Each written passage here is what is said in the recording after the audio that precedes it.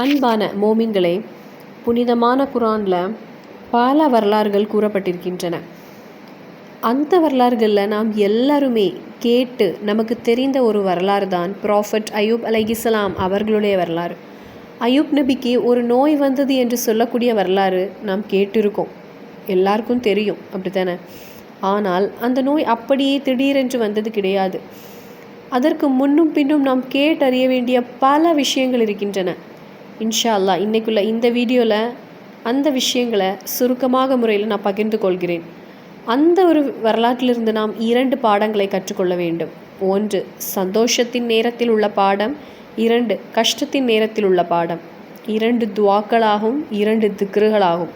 இந்த 2 துவாவும் 2 திக்ரும் நம்முடைய வாழ்க்கையில் இருக்கிறதா? அய்யூப் நபி அலைஹிஸ்ஸலாம் அவர்களைப் போல நமக்கும் வாழ்க்கையில் வெற்றி இருக்கும். விரிவாக அய்யூப் நபியின் வரலாற்றை கேட்போம். அதுபோலவே அய்யூப் நபி அலைஹிஸ்ஸலாம் அவர்கள் சொன்ன 2 துவாக்களையும் 2 திக்ருகளையும் நாம் தெரிந்து கொள்வோம். நம்முடைய வாழ்க்கையில் பிரச்சனைகள் வரும்போது எப்படி எதிர்கொள்ள வேண்டும் என்பதையும் இந்த அய்யூப் நபியின் வரலாறு கேட்கும் போதே நமக்கு புரிந்து கொள்ள முடியும். மூமின்களே, புனிதமான குர்ஆனில் பல வரலாறுகள் சொல்லப்பட்டிருக்கின்றன. பல நபிமார்களின் வரலாறுகள் குர்ஆனில் உள்ளது. குர்ஆனில் 25 நபிமார்களின் பெயர்கள் குறிப்பிட்டிருக்கிறது. அது மட்டுமில்லாமல் பல நபிமார்களின் வரலாறு பல இடங்களில் பல வடிவங்களில் அல்லாஹு தாலா கூறியிருக்கிறான். குர்ஆனில் உள்ள வரலாறுகளில் முக்கியமான ஒரு வரலாறு தான் மகானான அய்யூப் நபி அலைஹிஸ்ஸலாம் அவர்களுடைய வரலாறு. அய்யூப் நபியின் வரலாறு எங்களுக்கு தெரியும், அவங்களுக்கு நோய் வந்த வரலாறு தானே அப்படின்னு நிறைய பேர் நினைக்கலாம். ஆனால் அது அப்படி கிடையாது. அது ஒரு நாளில் திடீரென்று ஏற்பட்டதில்லை.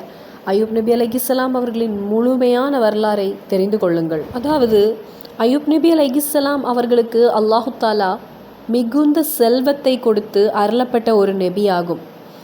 அவர் எகிப்து பகுதியில், அதாவது இன்றைய பாலஸ்தீன் பகுதியில் வாழ்ந்து கொண்டிருந்தார்.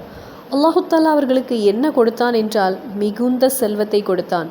செல்வம்னு சொன்னால் கால்நடை செல்வம், விவசாய செல்வம், சந்ததி செல்வம், இந்த 3லுமே அவர் மிகுந்த அருள் கிடைத்த நபி ஆகும். அவரிடம் ஆயிரக்கணக்கான ஒட்டகங்கள் இருந்தது, 10,000த்திற்கும் அதிகமான ஆடுகள் இருந்தது, 3,000த்திற்கும் அதிகமான வேற கால்நடைகள் இருந்தது. எல்லாவற்றையும் பராமரிப்பதற்கு 200க்கும் மேற்பட்ட வேலைக்காரர்கள் இருந்தாங்க. பெரிய கோதுமை வயல்கள் இருந்தது, பார்லி வயல்கள் இருந்தது, மிகவும் பெரிய செல்வம் இருந்தது, மிகவும் அதிகமான பிள்ளைகளும் இருந்தாங்க. 4 பேருக்கும் மேற்பட்ட மனைவிகளும் இருந்தாங்க. அதாவது அந்த நாட்டிலேயே மிக பெரிய செல்வந்தர் அய்யூப் நபி அலைஹிஸ்ஸலாம் அவர்கள்தான். மக்கள் தினமும் அவரிடம் வந்து தங்களுடைய பிரச்சனைகளை, தங்கள் கஷ்டங்களை, தங்கள் துயரங்களை கூறுவாங்க. அய்யூப் நபி அலைஹிஸ்ஸலாம் அதை கேட்டு ஒவ்வொருவருக்கும் தீர்வு கூறினாங்க. அவங்க அனைவராலும் விரும்பப்பட்ட ஒரு நபி, அனைவராலும் ஏற்றுக்கொள்ளப்பட்டவர். ஏதேனும் ஒரு பிரச்சனை வந்தால் மக்கள் சொல்வாங்க, நாம் அய்யூப் நபி இடத்துல போகலான்னு. அவர்கள் அனைவரும் அவரை நம்பி இருந்தாங்க. ஏனெனில் அவர் ஒரு நபி மட்டும் கிடையாது, எந்த பிரச்சனைக்கும் அவரிடம் சொன்னால் தீர்வு கிடைக்கும் அப்படின்னு மக்கள் நம்பி இருந்தாங்க. அப்படி மிகுந்த சந்தோஷத்தோடு அய்யூப் நபியும் அந்த ஊரில் இருந்த மக்களும் வாழ்ந்து கொண்டிருந்தாங்க. அய்யூப் நபி கடமையாக்கப்பட்ட தொழுகையை தொழுது வந்தார். அதேபோல் புனிதமான திக்ருகளை ஓதி வந்தார், தஸ்பீகுகளை ஓதி வந்தார். மற்றவர்களுக்காக பல நன்மைகளையும் செய்து கொடுத்தாங்க. அனைவரையும் தீனின் வழிக்கு அழைத்து நல்ல விஷயங்களை கூறி வந்தாங்க. இவ்வாறு சந்தோஷமான வாழ்க்கை தொடர்ந்து கொண்டே சென்றது. அந்த நேரத்தில் இதை பார்த்த இப்லீஸுக்கு இதை பிடிக்கவில்லை. இப்லீஸ் வந்து இந்த நாட்டை எப்படியாவது கெடுக்க வேண்டும், இந்த அய்யூப் நபியை எப்படியாவது மாற்ற வேண்டும் அவன் திட்டமிட்டான். காரணம் என்னவென்றால் அய்யூப் நபி அலைஹிஸ்ஸலாம் அவர்கள் எப்போதும் சொல்லி கொண்டிருந்த ஒரு வார்த்தை இருந்தது. அது என்ன வார்த்தை தெரியுமா? அல்ஹம்துலில்லாஹி அலா குல்லிஹால். எல்லா சூழ்நிலையிலும் எல்லா புகழும் அல்லாஹ்வுக்கே என்று அர்த்தம் கொண்ட இந்த வார்த்தையை தான் அவங்க எப்போதும் கூறிக்கொண்டே இருந்தாங்க. அப்போதுதான் இப்லீஸ் வந்தான். எப்படியாவது அய்யூப் நபியின் முகத்தில் ஒரு துக்கத்தை கொண்டு வர வேண்டும், ஒரு கஷ்டத்தை கொண்டு வர வேண்டும். எப்போதும் அல்ஹம்துலில்லா என்று அல்லாவை நினைத்து திக்ர் செய்யும் அவரின் நாவிலிருந்து அல்லாவுக்கு பிடிக்காத ஒரு வார்த்தையை பேச வைக்க வேண்டும் அப்படின்னு நினைத்து மிகுந்த முயற்சிகளை செய்தான். ஆனால் எந்த வழியிலுமே அய்யூப் நபி அலைஹிஸ்ஸலாம் அவர்களை அவனால் பாதிக்க முடியவில்லை. அப்போது இப்லீஸ் தனது கூட்டாளிகளுடன் சேர்ந்து ஆலோசித்து எப்படி இந்த அய்யூப் நபிக்கு ஒரு துக்கத்தை கொண்டு வரலாம், எப்படி அல்லாவுக்கு பிடிக்காத ஒரு வார்த்தை அவரை சொல்ல வைக்கலாம் அப்படின்னு யோசித்தான். அப்போதுதான் இப்லீஸுக்கு ஒரு யோசனை தோன்றியது. அய்யூப் நபிக்கு ஆயிரக்கணக்கான ஒட்டகங்கள் இருக்கின்றன. அந்த ஒட்டகங்களை நாம் கொன்றுவிட்டால் அதனால் அவர் துக்கப்பட்டு அல்லாஹ்வை குறை கூறுவார். அப்போது நமக்கு வெற்றி கிடைக்கும் என்று நினைத்தான். அப்படி ஒரு இரவு அய்யூப் நபி அலைஹிஸ்ஸலாம் அவர்களின் ஒட்டகங்களில் பாதியை கொன்றுவிட்டான். அடுத்த நாள் இப்லீஸ் வேஷம் மாற்றி ஒரு முதியவரின் வடிவத்தில் ஓடி வந்து அய்யூப் நபியின் வீட்டின் அருகில் வந்து கூச்சலிட்டான். ஐயோ, நம்முடைய ஒட்டகங்கள் நாசமாகி விட்டது, யாரோ வந்து அவற்றை கொன்று விட்டார்கள், இப்போது நம்ம என்ன செய்வது அப்படின்னு. அப்போது அய்யூப் நபி அலைஹிஸ்ஸலாம் அவங்க அமைதியாக வந்து பார்த்தாங்க. மக்கள் அனைவரும் கூடியிருந்தாங்க. ஆயிரக்கணக்கான ஒட்டகங்களில் பாதி கொல்லப்பட்டு கிடந்தது. அந்த நேரத்தில் இப்லீஸ் அவர்களின் முகத்தை பார்த்து கொண்டிருந்தான். இப்போது அவர் துக்கப்படுவார், இப்போது அவர் அல்லாஹுவை குறை கூறுவார் அப்படின்னு எதிர்பார்த்தான். ஆனால் அய்யூப் நபி அலைஹிஸ்ஸலாம் அவர்கள் கண்களை மூடி கூறிய வார்த்தை என்ன தெரியுமா? அல்ஹம்துலில்லாஹி அலா குல்லிஹால். யா அல்லாஹ், இந்த ஒட்டகங்கள் அனைத்தும் நீ தந்தவை, நீ விரும்பிய நேரத்தில் அதை எடுத்துக்கொண்டாய், அதில் எனக்கு எந்த குறையும் இல்லை, எல்லா புகழும் உனக்கே என்று கூறினாங்க. இதை கண்டு இப்லீஸ் ஏமாற்றமடைந்தான். அப்போது இப்லீஸ் இன்னும் வலியுறுத்தினான். அடுத்த நாள் மீதம் இருந்த ஒட்டகங்களையும் அவற்றை பார்த்து கொண்டிருந்த வேலைக்காரர்களையும் கொன்றுவிட்டான். அப்போது மக்கள் திரண்டு வந்து அய்யூப் நபியின் வீட்டின் அருகில் கூடியிருந்தாங்க. அப்போது அய்யூப் நபி அலைஹிஸ்ஸலாம் அவர்கள் கூறியது ஒரே வார்த்தை தான். என்னது தெரியுமா? அல்ஹம்துலில்லாஹி அலா குல்லிஹால். இவை அனைத்தும் அல்லாஹ் தந்தவை தான், அல்லாஹ் அதை எடுத்துக்கொண்டான் அப்படின்னு கூறினாங்க. இதனால் இப்லீஸுக்கு மேலும் கோபம் அதிகரித்தது. அடுத்த நாள் இரவு அய்யூப் நபி அலைஹிஸ்ஸலாம் அவர்களுடைய 10,000கணக்கான ஆடுகளையும் அவற்றை பார்த்து கொண்டிருந்த மேய்ப்பவர்களையும் கொன்றுவிட்டான். அப்போதும் மக்கள் எல்லாருமே கூடி வந்து செய்தியை தெரிவித்தார்கள். அப்போது அய்யூப் நபி அலைஹிஸ்ஸலாம் அவர்கள் தொழுகையில் இருந்தாங்க. தொழுகையை முடித்து வெளியே வந்து பார்த்தாங்க. மக்கள் எல்லாருமே துயரத்தோடு நின்று கொண்டிருந்தாங்க. என்ன பிரச்சனைன்னு கேட்டாங்க. அவர்கள் கூறினார்கள், நம்முடைய ஆடுகள் அனைத்தும் நாசமாகிவிட்டது, யாரோ வந்து அவற்றை கொன்று விட்டார்கள். அப்போது அய்யூப் நபி அலைஹிஸ்ஸலாம் அவர்கள் அதே வார்த்தையை மறுபடியும் கூறினாங்க. என்ன வார்த்தை? அல்ஹம்துலில்லாஹி அலா குல்லிஹால். இவை அனைத்தும் அல்லாஹ் தந்தவை, அல்லாஹ் அதை எடுத்துக்கொண்டான். இதை கண்டு இப்லீஸ் இன்னும் அதிகமாக கோபமடைந்தான். அவன் அய்யூப் நபி அலைஹிஸ்ஸலாம் அவர்களுடைய கோதுமை வயல்களையும் பார்லி வயல்களையும் எரித்து அழித்தான். அந்த நேரத்திலும் அய்யூப் நபி அலைஹிஸ்ஸலாம் அவர்கள் கூறியது ஒரே வார்த்தை, அல்ஹம்துலில்லாஹி அலா குல்லிஹால். இவை அனைத்தும் அல்லாஹ் தந்தவை, அல்லாஹ் அதை எடுத்துக்கொண்டான், எல்லா புகழும் அல்லாவுக்கே என்று கூறினாங்க. இவ்வளவு நடந்த போதும் அவருடைய முகத்தில் எந்த துக்கமும் இல்லை. இவ்வளவு நடந்தபோதும் இப்லீஸின் மனதில் இன்னும் திட்டம் இருந்தது. எப்படியாவது அய்யூப் நபி அலைஹிஸ்ஸலாம் அவர்களின் முகத்தில் ஒரு துக்கத்தை கொண்டு வர வேண்டும் அப்படின்னு நினைத்தான். இதுவரை இவ்வளவு சம்பவங்கள் நடந்தும் அவருடைய முகத்தில் எந்த துக்கமும் காணப்படவில்லையே. அப்போது இப்லீஸ் இன்னும் மிக பெரிய செயலில் இறங்கினான். அய்யூப் நபி அலைஹிஸ்ஸலாம் அவர்களின் பிள்ளைகள் அனைவரையும் ஒரு இரவு வந்து கொன்றுவிட்டான். ஒரு மகனை மட்டும் விட்டுவிட்டு மற்ற எல்லா பிள்ளைகளையும் கொன்றான். அந்த நேரத்தில் மக்கள் அனைவரும் கூடி வந்தார்கள். அந்த சமயத்தில் இப்லீஸ் மெதுவாக மக்களுக்குள் ஒரு எண்ணத்தை பரப்பினான். அய்யூப் நபிக்கு ஏதோ அல்லாஹுவின் கோபம் இருக்கிறது, அதனால்தான் இவங்களுடைய கால்நடைகள் அழிந்தது, விவசாயம் அழிந்தது, இப்போது பிள்ளைகளும் இறந்து விட்டார்கள், இவருக்கு ஏதோ ஒரு அல்லாஹ்வுடைய கோபம் இருக்கிறதுன்னு மக்கள் அதனை நம்ப ஆரம்பித்தார்கள். இதுவரை அய்யூப் நபியை ஒரு பெரிய நபியாக பார்த்தவர்கள் மெதுவாக அவரை வெறுக்க ஆரம்பித்தாங்க. ஆனால் அந்த நேரத்திலும் அய்யூப் நபி அலைஹிஸ்ஸலாம் அவர்கள் கூறியது என்ன தெரியுமா? அல்ஹம்துலில்லாஹி அலா குல்லிஹால். யா அல்லாஹ், இது ஒரு சோதனையாக இருக்கலாம், எந்த சோதனை வந்தாலும் நான் பொறுமையாக இருக்கிறேன், எல்லா புகழும் உனக்கே அப்படின்னு கூறினாங்க. அந்த நேரத்தில் இப்லீஸ் இன்னும் அதிகமான முயற்சிகளில் ஈடுபட்டான். அய்யூப் நபி அலைஹிஸ்ஸலாம் அவர்களின் மனைவிகள் பல இருந்தனர். அவர்கள் அனைவரும் பயந்து அவரை விட்டு ஓடி தூரமாக ஓடி சென்றார்கள். ஒரு மனைவி மட்டும் அவருடன் இருந்தாங்க, ரஹ்மத் பீவி. அதே போல ஒரு மகனும் இருந்தாங்க. அய்யூப் நபி அலைஹிஸ்ஸலாம் அவர்கள் அனைவராலும் விட்டு செல்லப்பட்ட நிலையில் இருந்தாங்க. ஆனால் அந்த நேரத்திலும் அவருக்கு எந்த சோகமும் இல்லை. அந்த நேரத்தில் இப்லீஸ் இன்னும் ஒரு செயலை செய்தான். அய்யூப் நபி அலைஹிஸ்ஸலாம் அவர்கள் தொழுகை செய்து கொண்டிருந்தாங்க. அந்த நேரத்தில் இப்லீஸ் வந்து ஒரு மிகப்பெரிய சிஹரின் ஊதலை அவர்களின் உடலுக்குள் ஊதினான் என்று வரலாறு நமக்கு கற்றுத்தருகிறது. அந்த ஊதல் காரணமாக அவர்களின் உடலில் ஒரு கடுமையான நோய் ஆரம்பமானது. உடல் முழுவதும் அரிப்பு ஆரம்பமானது. அவர்கள் சொரிந்த இடங்களில் தோல் கிழிய ஆரம்பித்தது. இரத்தம் வர ஆரம்பித்தது. மெதுவாக உடல் முழுவதும் புண்கள் தோன்றின. அந்த புண்களில் இருந்து துர்நாற்றம் வர ஆரம்பித்தது. அதை பார்த்த மக்கள் கூற ஆரம்பித்தாங்க, இவருக்கு ஏதோ அல்லாஹுவின் கோபம் இருக்கிறது. இப்போது இவரை நம்முடைய ஊரில் வைத்திருந்தால் நாமும் இப்படி ஆகிவிடுவோம். அதனால் இவரை இந்த ஊரிலிருந்து வெளியேற்ற வேண்டும் என்று. அதன்படி மக்கள் ஒன்று கூடி அய்யூப் நபி அலைஹிஸ்ஸலாம் அவர்களை ஊரிலிருந்தே வெளியேற்றினாங்க. ஒரு காலத்தில் ஆயிரக்கணக்கான கால்நடைகள், விவசாய நிலங்கள், செல்வம், மரியாதை, பிள்ளைகள், மனைவிகள் எல்லாமே இருந்தவர் இப்போது நோயால் பாதிக்கப்பட்ட, யாராலும் விரும்பப்படாத ஒருவராக மாறினார். இப்லீஸ் அந்த நேரத்தில் மக்களிடம் கூறினான், அவரை இந்த நாட்டில் வைக்கக்கூடாது. மக்களும் அதனை ஏற்றுக்கொண்டார்கள். அப்போது அய்யூப் நபி அலைஹிஸ்ஸலாம் அவர்கள் அந்த ஊரை விட்டு வெளியேறினாங்க. அவருடன் இருந்தது ஒரு சிறிய மகனும் அவரது மனைவியான ரஹ்மத் பீவியும் மட்டுமே. அவர்கள் தூரமான இடத்திற்கு சென்றார்கள். அங்கே அவர்கள் கையில் இருந்த துணியால் ஒரு சிறிய கூடாரம் போல் அமைத்து அதில் தங்க ஆரம்பித்தாங்க. அப்படி வாழ்ந்து கொண்டிருந்த நேரத்தில் அய்யூப் நபி அலைஹிஸ்ஸலாம் அவர்களுக்கு அசைய கூட முடியாத நிலை ஏற்பட்டது. அப்போது ரஹ்மத் பீவி வெளியே சென்று பார்த்தாங்க. தூரத்தில் ஒரு சிறிய கிராமம் இருந்தது. அங்கே சில வீடுகள் இருந்தன. அவர் அங்கே சென்று வீட்டு வேலைகள் செய்து சிறிது சம்பாதித்து உணவெடுத்து வந்து தன் கணவருக்கும் மகனுக்கும் கொடுத்தாங்க. இப்படி ரஹ்மத் பீவி கொண்டு வந்த உணவை சாப்பிட்டு அய்யூப் நபி அலைஹிஸ்ஸலாம் அவர்கள் சில நாட்கள் வாழ்ந்து வந்தாங்க. அந்த நேரத்திலும் இப்லீஸ் இன்னும் ஒரு முயற்சியை செய்தான். அய்யூப் நபி அலைஹிஸ்ஸலாம் அவர்களின் மனைவியின் மனதை மாற்ற வேண்டும் என்று எண்ணினான். அவன் ரஹ்மத் பீவி அவர்களிடம் வந்து கூறினான், இத்தனை நாளாக உன் கணவர் இந்த நிலையில் இருக்கிறார்.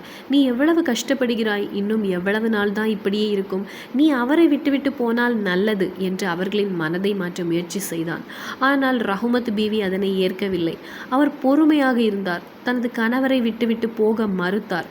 அப்போது இப்லீஸ் இன்னும் வேறு வழியில் ரஹ்மத் பீவியை தூண்ட முயன்றான்.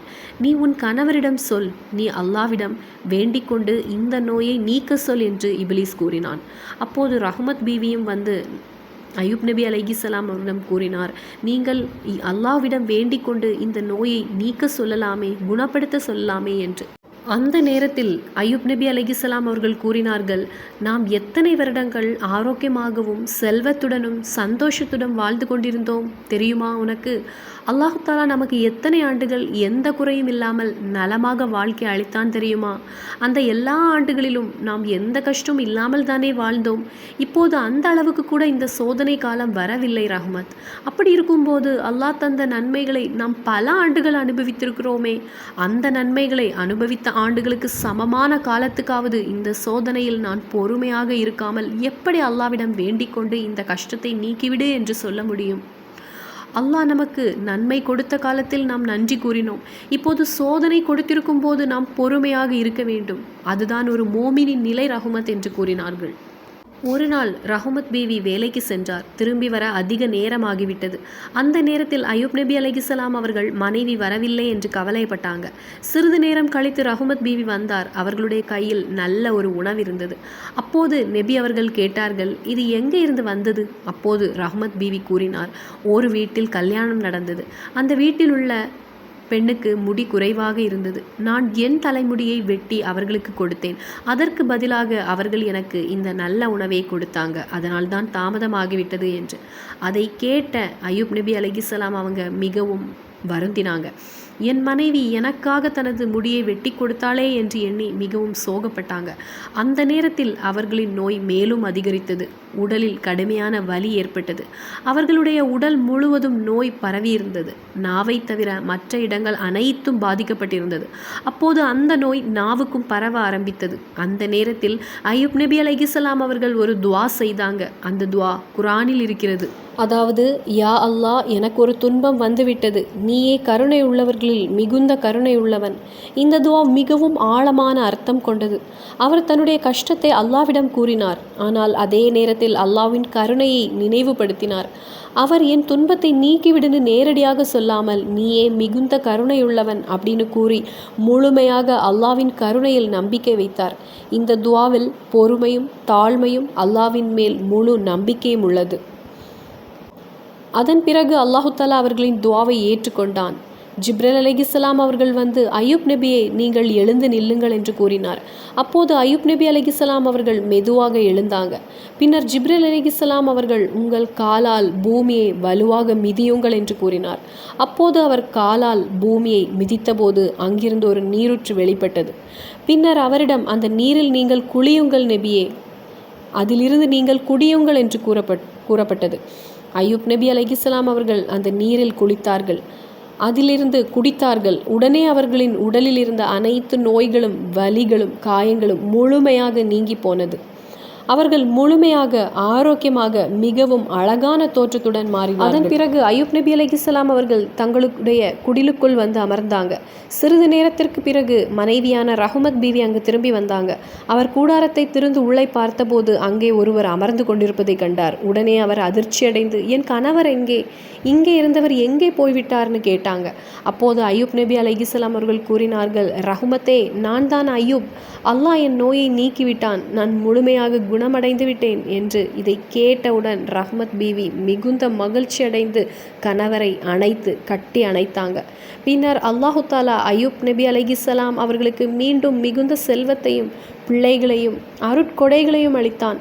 அவர்களை முன்பை விட அதிகமாக நன்மைகளுடன் வாழ செய்தான். இதன் மூலம் அல்லாஹ் பொறுமையுடையவர்களை எவ்வாறு உயர்த்துகிறான் என்பதையும் சோதனையின் பிறகு எவ்வாறு நன்மைகளை வழங்குகிறான் என்பதையும் இந்த ஒரு வரலாறு நமக்கு தெளிவாக கற்றுக் கொடுக்கிறது. நான் சொல்லி வருவது, அல்லாஹு தாலா நமக்கு நிறைய சோதனைகளை தருவான், நிறைய சிரமங்களை தருவான். எந்த அளவுக்கு நாம் பொறுமையாக இருக்கின்றோமோ, எந்த அளவுக்கு பொறுமை காத்து நாம் இறைவனிடத்தில் கேட்கின்றோமோ அதற்கு இரட்டிப்பான சந்தோஷத்தை நமக்கு மறுபடியும் இறைவன் வழங்குவான். அதன் பின்னர் அவர்கள் மீண்டும் தங்கள் ஊருக்கு திரும்பினார்கள். மக்கள் அனைவரும் அவர்களை பார்த்து அதிர்ச்சி அடைந்தார்கள். இவர்தான் அய்யூப் நபியான ஆச்சரியப்பட்டாங்க. அல்லாஹு தாலா அவர்களுக்கு முன்பை விட அதிகமான செல்வத்தையும் பிள்ளைகளையும் வளங்களையும் செழிப்பையும் மீண்டும் கொடுத்தான், மீண்டும் வழங்கினான். அவர்கள் மீண்டும் பழைய மகிமையுடன் வாழத் தொடங்கினார்கள். அந்த நேரத்தில் இப்லீஸ் ஷைத்தான் கேவலப்பட்டான். அல்லாஹு தாலா பொறுமையுடன் இருந்த அய்யூப் நபி அலைஹிஸ்ஸலாம் அவர்களை உயர்த்தினான். இந்த வரலாறு நமக்கு ஒரு மிகப்பெரிய பாடத்தை கற்றுத்தருகிறது. எந்த சூழ்நிலையிலும் நாம் 2 விஷயங்களை மறந்துவிடக்கூடாது. ஒன்று, அல்ஹம்துலில்லாஹி அலா குல்லிஹால். அல்ஹம்துலில்லாஹி அலா குல்லிஹால், அது நம் வெற்றி ஆரம்பிக்கின்ற வார்த்தைகளாகும். நமது வெற்றி ஆரம்பிக்கிறது என்றால் அதற்குள்ள வார்த்தைகளாகும். எந்த நன்மை கிடைத்தாலும், எந்த அருட்கொடை அல்லாவிடத்திலிருந்து வந்தாலும், எந்த வேதனையில் இருந்தாலும், எந்த பிரச்சனையில் இருந்தாலும் அப்போது நாம் சொல்ல வேண்டும், அல்ஹம்துலில்லாஹி அலா குல்லிஹால், அல்ஹம்துலில்லாஹி அலா குல்லிஹால். அதே போலவே நமக்கெல்லாம் ஒருவேளை நோய்கள் வரலாம், பிரச்சனைகள் வரலாம், தாங்க முடியாத சூழ்நிலைகள் வரலாம், இக்கட்டான சிரமங்களில் நாம் மாட்டிவிடலாம், கடனில் மூழ்கி இருக்கலாம். அந்த நேரத்தில் நாம் சொல்ல வேண்டிய அந்த ஒரு துவா, அய்யூப் நபி அலைஹிஸ்ஸலாம் அவர்கள் கூறிய துவா, இன்னி மஸன்யல்லுரு வ அன்த அர்ஹமுர் ராஹிமீன், இன்னி மஸன்யல்லுரு வ அன்த அர்ஹமுர் ராஹிமீன். இறைவா, நான் ஒரு பிரச்சனையில் இருக்கிறேன், ஒரு கவலையில் இருக்கிறேன், ஒரு வேதனையில் இருக்கிறேன், ஒரு துக்கத்தில் இருக்கிறேன். உனக்கு தெரியும், நீ என்னுடைய பிரச்சனைகளை, என்னுடைய துக்கத்தை, என்னுடைய வேதனை நீ மாற்றி தருவாயாக ரப்பே. நீ ரஹ்மான் ஆகும், நீ ரஹீம் ஆகும், நீ கருணை உள்ளவனாகும். அப்படி கூறி நாம் துவா செய்யும் போது இறைவன் நமது பிரச்சனைகளை மாற்றி தருவான். நமது வாழ்க்கையிலும் பிரச்சனைகள் வரலாம், சிரமங்கள் வரலாம், வேதனைகள் வரலாம். அந்த நேரத்தில் நாம் சபூர் செய்ய வேண்டும், பொறுமை கொள்ள வேண்டும். பொறுமை காத்து இந்த துவாவை நம்பிக்கையுடன் உங்களுடைய தஹஜ்ஜுடைய தொழுகையில் நீங்கள் 3 முறை ஓதி அல்லாஹு தாலாவிடத்தில் துவா செய்யுங்கள். உங்களுடைய பிரச்சனைகளை கூறி அல்லாஹு தாலா உங்களுடைய கஷ்டங்களை போக்குவான். இந்த துவாவை நம்பிக்கையுடன் ஓத வேண்டும். அல்லாஹ், நீயே எங்களை கைவிடாமல் எங்களுக்கு உதவி செய் என்று இறைவனிடத்தில் கேளுங்கள். இன்ஷா அல்லாஹ் உங்களுடைய தேவைகள் நிறைவேறும். இன்ஷா அல்லாஹ் மறுபடியும் சந்திப்போம் வேறொரு வீடியோவில். அஸ்ஸலாமு அலைக்கும் வரஹ்மத்துல்லாஹி வபரகாத்துஹு.